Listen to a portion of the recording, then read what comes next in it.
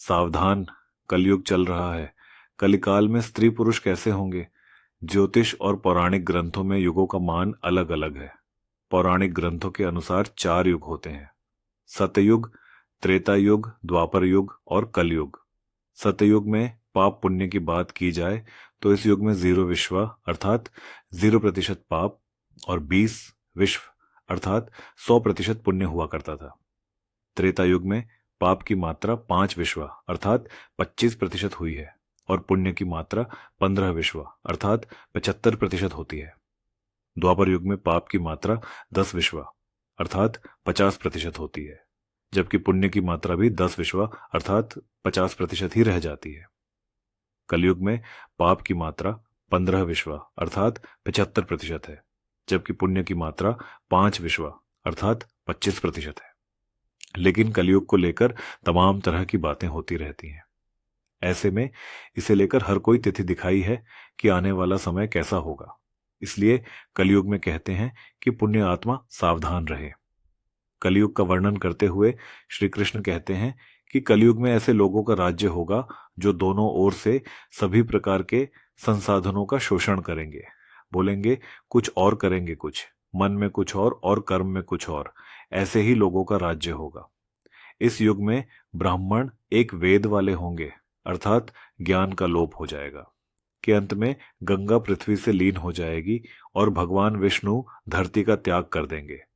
भगवत पुराण में भी लिखा है कि जब सभी लोग वेदों को छोड़ देंगे और मनुष्य संस्कार शून्य हो जाएंगे, तब ऐसे लोग सत्ता पर काबिज होंगे जो झूठे, अधार्मिक और सपने दिखाने वाले होंगे। पुराणों के अनुसार कलयुग में धन के कारण मनुष्यों में घमंड हो जाएगा। स्त्रियों को अपने बालों पर ही रूपवती होने का गर्व होगा।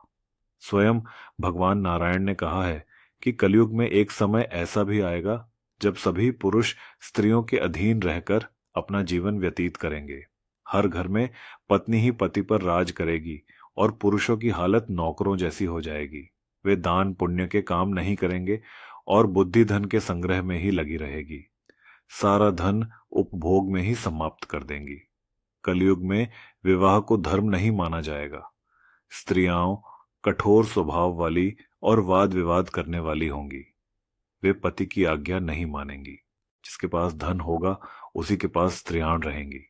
कलयुग की स्त्रियां अपनी इच्छा के अनुसार आचरण करेंगी तथा हाव भाव विलास में ही उनका मन लगा रहेगा। अन्याय से धन पैदा करने वाले पुरुषों में उनकी आसक्ति होगी।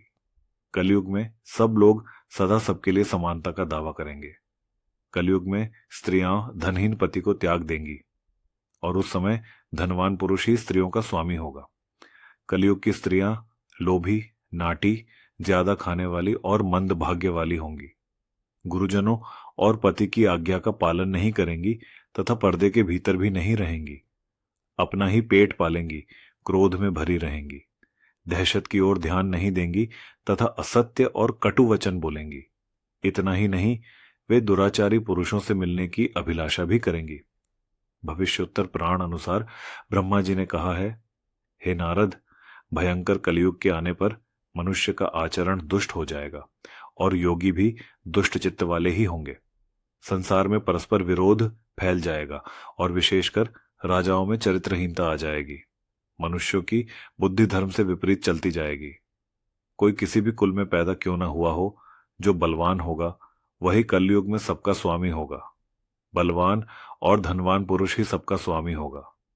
कलयुग में जो भी किसी का वचन होगा वही शास्त्र माना जाएगा। कलयुग में ढोंग और पाखंड उसके अंतिम चरम आरोप होगा। पुरुष पिशाच मानव मूर्तियों की पूजा करेंगे। मनुष्यों का स्वभाव गधों जैसा, दुस्साह केवल गृहस्थी का भार ढोने वाला रह जाएगा। लोग विषयी हो जाएंगे, धर्म कर्म का लोप हो जाएगा। मनुष्य जब रहित, नास्तिक या चोर हो जाएंगे, सभी एक दूसरे को लूटने में रहेंगे। कलयुग में समाज हिंसक हो जाएगा। जो लोग बलवान होंगे उनका ही राज चलेगा। रिश्ते नष्ट हो जाएंगे। एक भाई दूसरे भाई का ही शत्रु हो जाएगा। जुआ, शराब, परस्त्री गमन और हिंसा ही धर्म होगा। अपनी प्रशंसा के लिए लोग बातें बनाएंगे किंतु समाज में उनकी निंदा नहीं होगी। उस समय सारा जगत मलिच्छ हो जाएगा, इसमें कोई शक नहीं। एक हाथ दूसरे हाथ को लूटेगा। कलयुग में लोग शास्त्रों में विमुख हो जाएंगे। अनैतिक साहित्य ही लोगों की पसंद हो जाएगा। बुरी बातें और बुरे शब्दों को ही व्यवहार किया जाएगा। स्त्री और पुरुष दोनों ही अधर्मी हो जाएंगे। स्त्रियां पतिव्रत धर्म का पालन करना बंद कर देंगी और पुरुष भी ऐसा ही करेंगे। स्त्री और पुरुषों से संबंधित सभी वैदिक नियम विलुप्त हो जाएंगे। पुत्र पिता को तथा बहुएं सास को काम करने भेजेंगी। सब लोग बिना स्नान किए ही भोजन करेंगे। देव पूजा, अतिथि सत्कार, श्राद्ध और तर्पण की क्रिया कोई नहीं करेगा। अधर्मी मनुष्य संस्कारहीन होते हुए भी पाखंड का सहारा लेकर लोगों को ठगने का काम करेंगे। उस समय पाखंड की अधिकता और अधर्म की वृद्धि होने से लोगों की आयु कम होती चली जाएगी।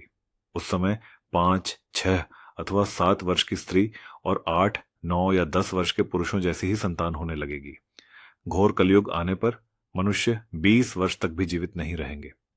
उस समय लोग मन, बुद्धि, व्यर्थ के चिन्ह धारण करने वाले, बुरी सोच वाले होंगे। कलयुग में समय के साथ साथ मनुष्य वर्तमान में विश्वास करने वाले, शास्त्र ज्ञान से रहित, दंभी और अज्ञानी होंगे। जब जगत के लोग स्वर भक्षी हो जाएंगे, स्वयं ही आत्मरक्षा के लिए विवश हो जाएंगे तथा राजा उनकी रक्षा करने में असमर्थ हो जाएंगे, तब मनुष्यों में क्रोध और लोभ की अधिकता हो जाएगी। श्रीमद् भागवत के 12 स्कंद में कलयुग के धर्म के अंतर्गत श्री सुखदेव जी परीक्षित जी से कहते हैं, जय घोर कलयुग आता जाएगा।